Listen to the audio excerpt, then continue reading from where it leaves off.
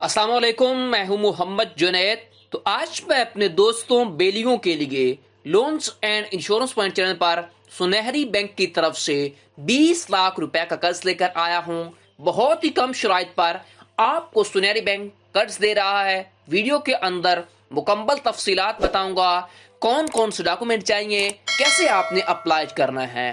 तो चलो शुरू करते हैं। आपकी स्क्रीन के सामने मैं ऑफिशियल वेबसाइट पे मौजूद हूँ, सुनहरी बैंक की वेबसाइट के ऊपर। तो आप सुनहरी बैंक से अपनी ज़ाती ज़रूरत के लिए पर्सनल फाइनेंस का लोन ले सकते हो। कितना आप लोन ले सकते हो, इंट्रोडक्शन में बता रहा हूँ। आप 1 मिलियन तक ये लोन ले सकते हो 4 सालों के लिए। जो खास अफराद हैं वो 20 लाख तक ले सकते हैं, और जिनका भी न्यू अकाउंट है वो 10 लाख तक ये कर्ज दे सकते हैं। ठीक हो गया।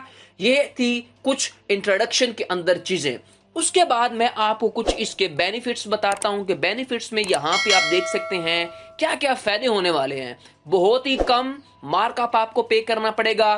उसके बाद fast and hustle free processing होगी आपकी। उसके बाद नो प्रोसेसिंग फी ली जाएगी। ठीक है, अगर आपकी एप्लीकेशन प्रूव हुई तब आपसे कुछ एप्लीकेशन फी ली जाएगी। उसके बाद फ्री ऑफ कॉस्ट आपको लाइफ इंश्योरेंस भी दी जाएगी। उसके बाद आपको पार्सल पेमेंट ऑप्शन भी मौजूद होगा आपके पास। उसके बाद अर्ली सेटलमेंट ऑप्शन भी आपके पास मौजूद होगा। अब हम इसके मुख्तलिफ एलिजिबिलिटी क्राइटेरिया क्या है, कौन कौन से डॉक्यूमेंट चाहिए, कितना आपको लोन मिलेगा, किस किस को मिलेगा, वो हम सबसे पहले देखते हैं। उर्दू में बताऊंगा मुकम्मल डिटेल। यहाँ पे हम आ गए शराइतो ज़वाबित के अंदर सुनहरी पर्सनल लोन के। ठीक हो गया। कर्जे का मकसद क्या है, आपके पास जाती और घरेलू जरूरियात को पूरा करने के लिए आपको कर्ज दिया जाएगा। उसके बाद कर्जे की एहलियत का रखने वाले। ठीक हो गया।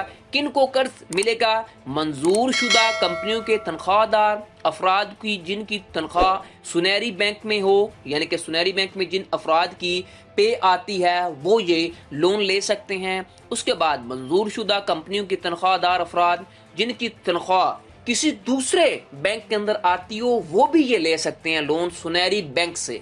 उसके बाद नीचे देखें तो कर्जे की रकम आपको 10 लाख रुपए मिलेगी, और जो खास अफराद हैं वो 20 लाख रुपए तक ये लोन ले सकते हैं। ठीक हो गया। उसके बाद हम नीचे चलते हैं। कर्जे की मुद्दत में देखें तो कर्जे की मुद्दत है आप 1 से 5 सालों के लिए ये कर्ज ले सकते हो। शरह मार्कअप में देखें तो आप 1 साल प्लस 10% क्या करना पड़ेगा, कीबोर्ड आपको साथ देना पड़ेगा, जो कि बैंक स्पिरिट जो कि सालाना की बुनियाद पर नजरसानी किया जाएगा। ठीक हो गया। उसके बाद बीटीएफ की सूरत में आपको 2% स्पिरिट रेट की रियायत आपको दी जाएगी। ठीक हो गया।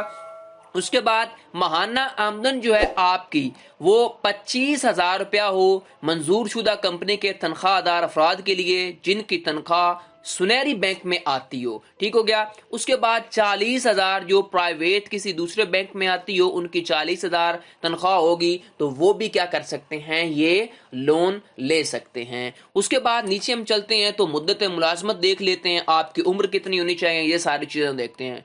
मुद्दत मुलाजमत में देखें, मौजूदा मुलाजमत पर कम अज कम 1 साल या मुसलसल मुलाजमत के 2 साल मुस्तकिल हैसियत के साथ आप हों, तब आपको ये, यानी कि 1 साल या 2 साल आपको काम करते हुए मुलाजमत करते हुए हो गए हों, तब आप ये कर्ज ले सकते हैं। उसके बाद आपकी उम्र जो है जिसने ये लोन लेना है उसकी उम्र 21 से 60 साल के दरमियान होनी चाहिए। उसके बाद कर्जों की बोझ की शरह क्या है, तमाम अदायगियों की किस्त माहाना आमदनी के 40% हिस्से से ज्यादा ना हो, ये बात आपने याद रखनी है। तमाम बैंक DFIS के लिए गए कर्जों की किस्त भी इस शरह में शामिल होंगी। ठीक हो गया। तो आपकी महाना जो है ना, जो आपकी तनख्वाह है उसके यानी कि 40% से आपकी किस्त ज्यादा नहीं होनी चाहिए। ठीक हो गया। यानी कि आप 50,000 कमाते हैं तो आपकी किस्त जो है वो 20,000 25,000 होनी चाहिए। ठीक है, तो तब आपको ये कर्ज मिलेगा। उसके बाद प्रोसेसिंग हम फी में चलते हैं। प्रोसेसिंग फी में देखें, आपको